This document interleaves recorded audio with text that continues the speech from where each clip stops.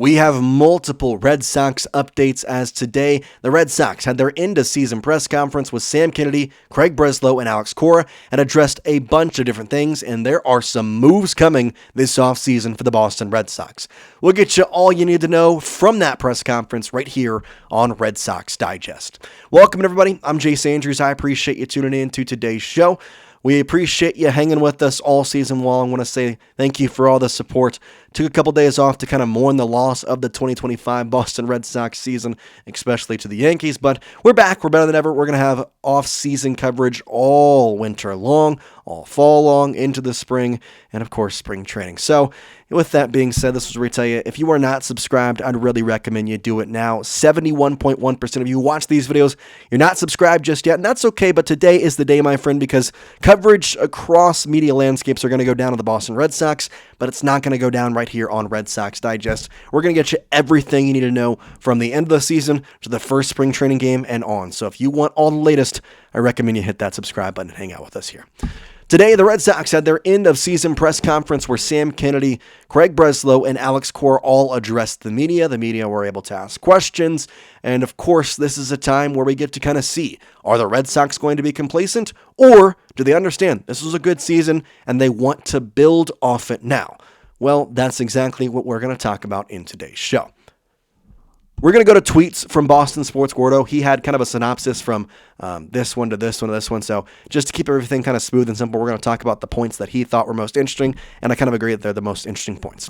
Talking about complacency, here is a first quote from Craig Breslow. He says there is no guarantee that they pick up where they left off this year, and they don't want to assume steps forward from some of their guys, so they're not going to be complacent. They want to examine the defense and hitting with runners in scoring position. Now, runners in scoring position is something of an intriguing factor for the Boston Red Sox because if you look at the ranking across the MLB with runners in scoring position, the Red Sox were middle of the pack if you want to go all in. They were 18th overall, so a little bit less than average, but you look at the teams who were in the postseason, right?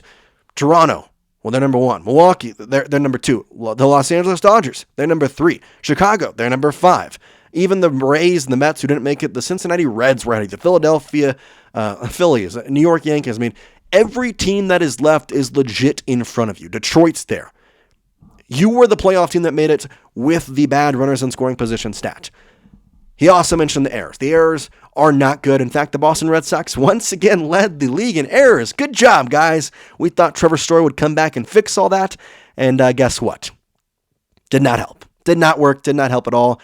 And now the Red Sox, they've got to figure out what to do with the defense because it cannot keep being the same season over and over again. So that was the first point they made. Let's kind of talk about some more here.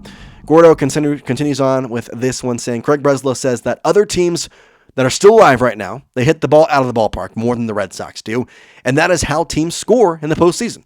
He says that they are open to try and get more home run power.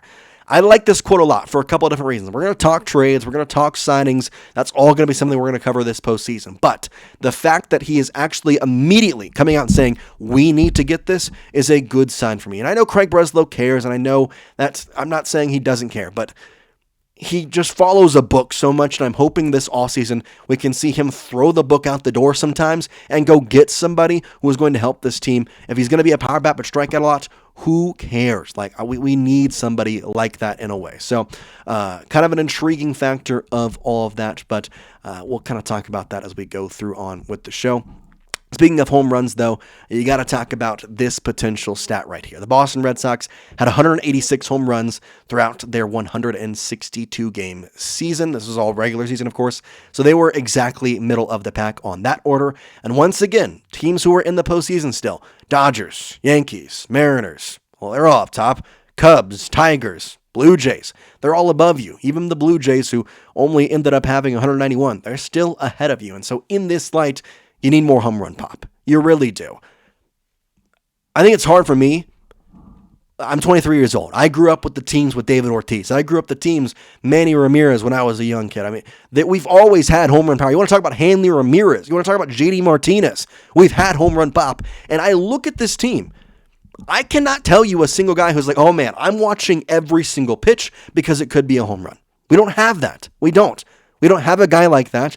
And there are a couple guys on the market. Pete Alonso just put his name on there. That's a guy where you think every at-bat, man, that could be a guy who could get out and get a home run. But speaking of first baseman, that's where we have to go next, because there is somebody who had a lot of pop, or was expected to have a lot of pop, but was injured early on in the season. That would be Triston Casas.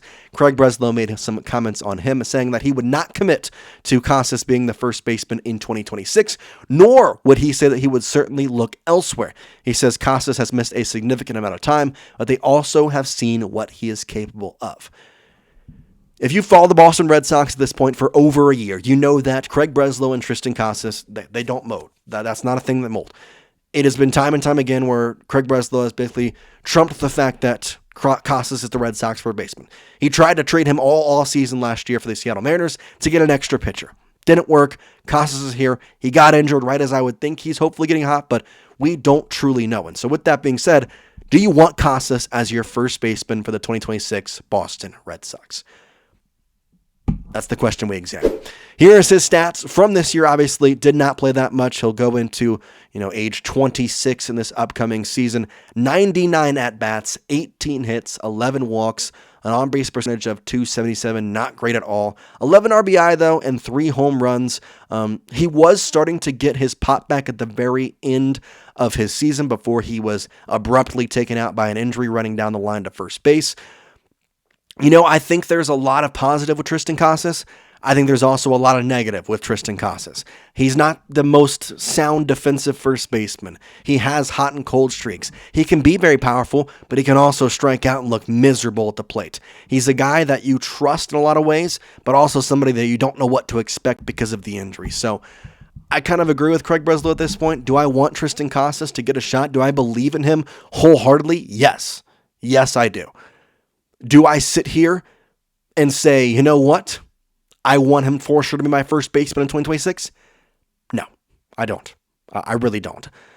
I hope he is. I hope it's that way, but I can't sit here and say that, yeah, I want to be my first baseman, and that's how it is. So we'll see what happens. We'll kind of talk about him more, but it'll be an interesting topic through the offseason for sure. Speaking of some injuries, we also got a little update.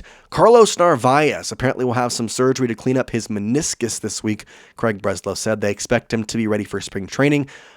Just more to the fact that Carlos Narvaez had never had a season when he had played this amount of games. He had some things in his meniscus. Apparently, they didn't give specific details. I'm sure we'll get more as the offseason goes on, but a meniscus surgery is something not lightly taken. They would have told us if it was torn. They would have told us it was something big and he would be out. But the fact that it's just kind of cleaning up, I really just think there might have been some cartilage or some buildup there that they're going to go and try and take out. So just something to note. But Carlos Narvaez was a really, really, really high point for the Boston Red Sox into this season. A .306 on-base percentage for a guy who was in a rookie season. Yes, he is 26 years old. He's older than than Triston Casas, but he was a rookie this year for the Boston Red Sox and became their everyday catcher after Connor Wong early on in the season got injured. 97 hits and 403 at-bats, 38 walks, 50 RBI, 15 home runs. Did strike out at a pretty decent rate, 111 strikeouts, but he also walked a good amount too, 38 base on balls. We know his 3-walk performance in Game 1 of the Wild Card Series was a huge reason the Red Sox were able to win that Game 1 before falling in Games 2 and 3. So all the best to Narvi and the captain. Hopefully he is back and ready for the next season. Him and Connor Wong, I truly do think are a pretty good 1-2 catcher combo. Wong batted .300 a year ago. I know this season it looked terrible, and watching the season, you continue to look terrible. It's hard to think about that. But at the same time, I think now that the season's over, we can look and say, listen, Connor Wong was doing good at times, and he batted .300. When you lose your job to a rookie early on in the season because you got injured, it's a hard thing mentally to go through. I can understand that. And hopefully, we can have a 1-2 combo next year with Narvaez and Wong that is really, really good. And obviously, talk about Aroldis Chapman and Brayan Bello, who credited a lot of their success this season to Wong and to Narvaez. So I like that aspect of it as well. So with all this being said, there is one last thing that we got to talk about, and I'm sure you all know what it is. Craig Breslow talked about Jarren Duran, talked about the outfielders. Are they going to make a move? Well, here's what he says. This is the quote. He says, "It's interesting that surplus in the outfield was also an area where we got really thin in the outfield. So you have to think about that anytime you feel comfortable about the surplus or depth that you have. Without getting into specifics, everything has to be on the table when we think about improving the team in 2026, end quote. There's a lot of outfielders right now. If you want to think about the potential outfielders for the 2026 Boston Red Sox, you think about Wilyer Abreu, Ceddanne Rafaela, of course, Roman Anthony. There's Jarren Duran. What's happening with Rob Refsnyder? At the same time, is Christian Campbell going to be ready to come back up? The organization fully believes him to be an outfielder. On Hingston Garcia, the password, saw him come up this season and get out on the field. There's a lot of things that can kind of, look and see what exactly this outfield is built for. There's a lot of guys, and do they need to trade somebody to make themselves better in other areas? Because if so, the outfield is the first place you're going to go to. So I'm curious to see what happens, but with all that being said, I asked the question, should the Red Sox make some trades in their outfield? If you believe they should, then I want you to type T for trade. If you think no, I think we need to keep the surplus. The depth is a good thing. We got really thin in the postseason. Then I want you to type P for pass. Get down in the comment section and let me know. Also, while you're down there, just want to say a real thank you. You're watching to the end of the video in the offseason. I really do appreciate you. We're going to be covering everything that happens with the Boston Red Sox, so make sure you stick around for us. I'm a 162er this year. I watched 165 regular season and postseason ball games. If you want to talk spring training, I watched over 180, and it's tough when they lose because it's definitely a not fun time of the year. I think Hogdale, if you watch his streams, put it best. It's a top 2, top 3, top 1 maybe worst day of the year every year just because, it's a team that you put your life and blood into and they lose and the season's over and it's tough. So we're going to keep the coverage rolling. We're going to keep covering them. We're going to keep talking about them. And for now, we'll see you next time here on Red Sox Digest, guys. We appreciate you. Thank you. Peace out.